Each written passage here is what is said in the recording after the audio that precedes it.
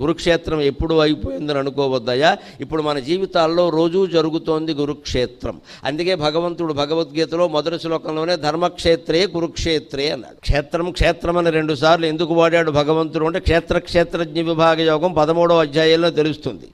క్షేత్రజ్ఞయోర్ జ్ఞానం యత్త జ్ఞానం విదుర్మమ అంటాడు. క్షేత్రము క్షేత్రజ్ఞుడు ఈ రెండింటికి సంబంధించిన పరిజ్ఞానం నువ్వు పొందగలిగితే వేదాంతం అంతా అర్థమైనట్టే అన్నాడు కృష్ణుడు.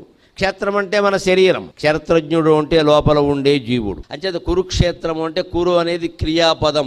నీ శరీరంలో ఉండి కురు కురు కురు ఏం చేయాలో అది చేయి. ఈ క్షేత్రంలోంచి నువ్వు బయటికి వెళ్ళేలోగా ఏం చేయాలో అది చేయి. క్షేత్రే క్షేత్రే ధర్మం కురు, ధర్మక్షేత్రే కురుక్షేత్రే అంటే మరొక అర్థం. అది కురుక్షేత్రం హర్యానా ఉండడం సమస్య కాదు. ధర్మక్షేత్రే కురుక్షేత్రే అంటే క్షేత్రే క్షేత్రే ధర్మం కురు. ఏ శరీరంలో నువ్వు ఉన్నా సరే ధర్మమే చెయ్యి. ఆ ధర్మం కోసం అవసరమైతే యుద్ధం కూడా